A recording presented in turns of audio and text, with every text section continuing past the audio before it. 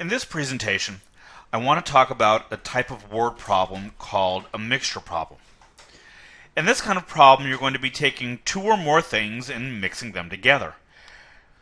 To identify this kind of problem, the key thing that you should look for is you'll be given information about two things being combined together to form a mixture. Sometimes this will be a literal mixture. For example, you might be mixing together two solutions or two kinds of tea to make a blend.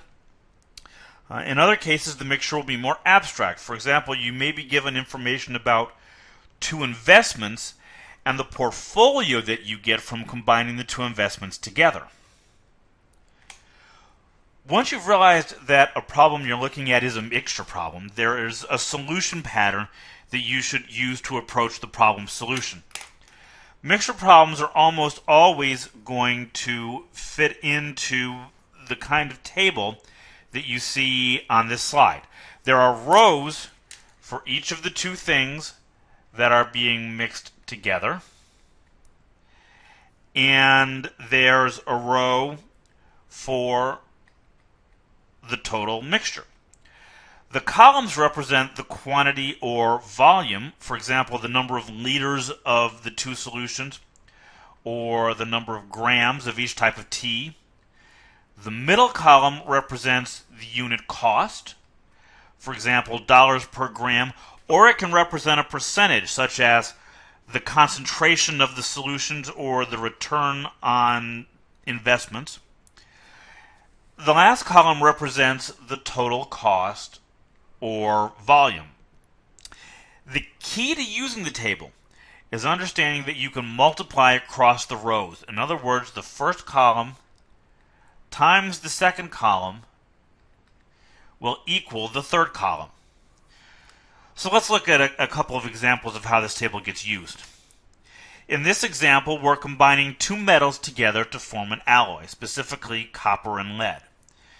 We're given the cost of each metal and the cost that the final alloy has to have. So the first thing I'm going to do is fill in the information that we're given into the table. We have the unit cost, that is the cost per ounce of the two metals. So I'll put those values into the unit cost column. That's $10 per ounce for the copper and $4 per ounce for the lead. And we also know what the unit cost of the alloy has to be. That's $8 per ounce. Next, we're told that we need 100 ounces of the finished product, so I'll put that in the quantity column. And that leaves us with the quantities of copper and lead. Those are the things that we're being asked to find. So I'll start by letting X be the amount of copper. Now, to get the amount of lead, this is one of the little tricks you need to use with this kind of question. I know that the amount of copper plus the amount of lead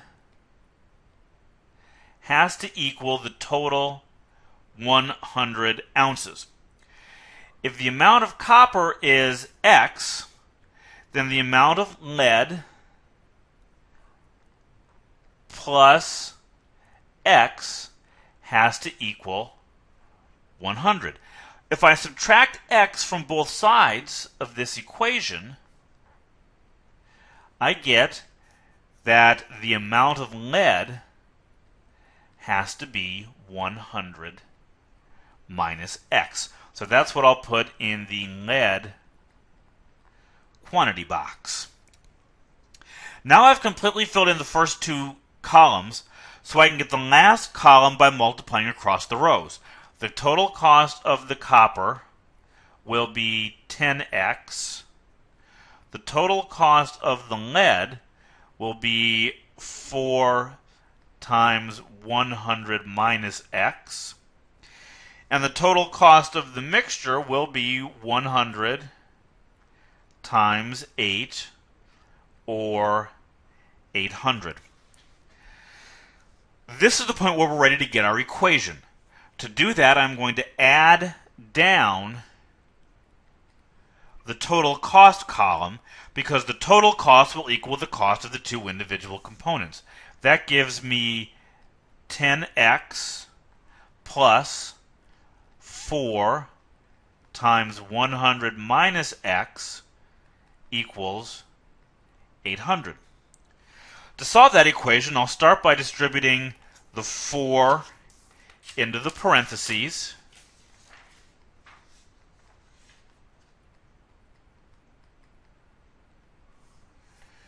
Then I'll combine the two x terms.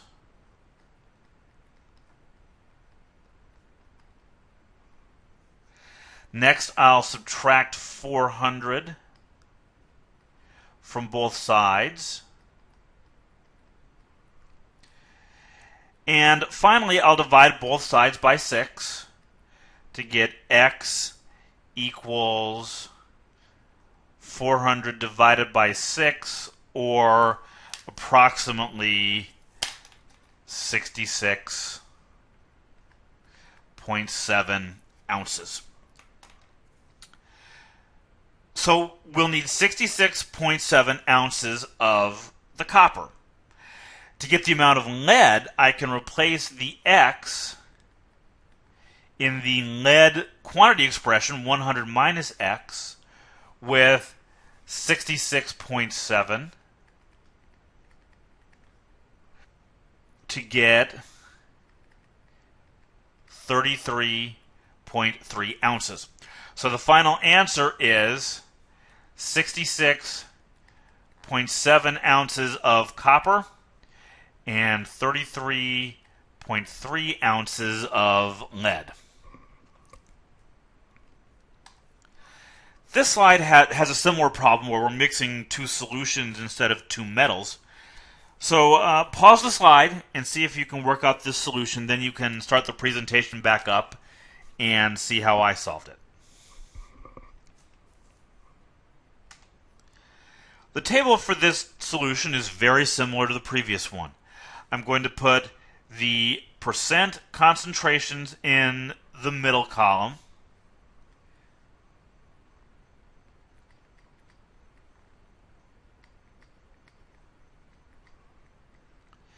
And the solution volumes in the first data column.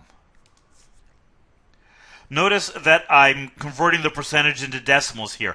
I know that I'm going to have to do arithmetic with them, and to do that, the values have to be in decimals, so I'm going to go ahead and do that now.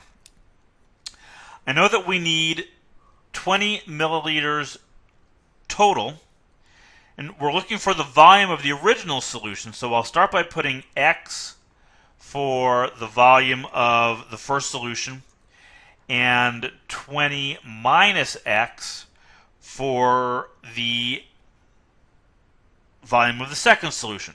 And I use the same approach here for the second volume that I did in our metal example. I know that the two volumes together have to equal 20, so that means that the second volume has to be 20 minus the first volume. Now I can fill in the last column by multiplying across the rows. The idea here is that, for example, if I have 100 milliliters of a solution that's 50%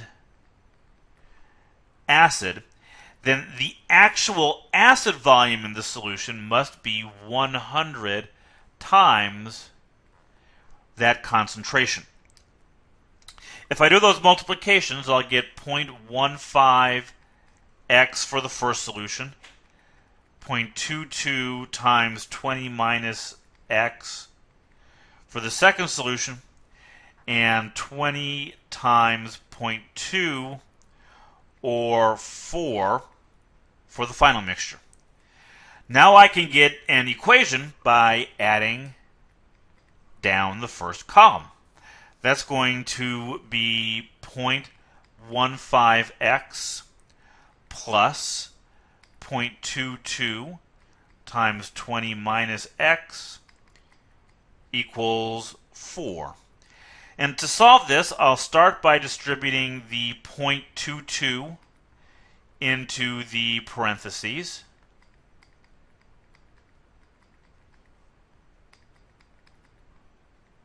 Then I'll combine the two x terms.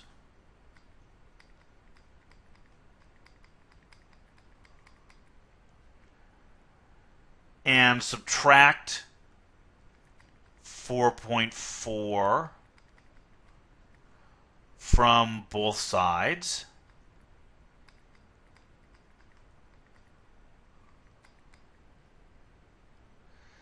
And finally, I'll divide both sides by negative 0.07 to get x equals 5.7 milliliters. And to get the amount of the second solution, I'll just replace the x in the expression for its quantity with 5.7 to get 20 minus 5.7, or 14.3 milliliters. So we need 14.3 milliliters of the 22% solution and 5.7 milliliters of the 15% solution. Now that we've got this end result, I want you to step back and think about the process. We're told something about the individual components. For example, the cost per gram or the concentration, and that's the value that goes in the second data column. And we're given information about the volumes or weights, and that's what goes in the first data column. Then, to get the last column, we multiply across the rows. And finally, to get an equation we can solve to get the answer we need, we just add down the last column.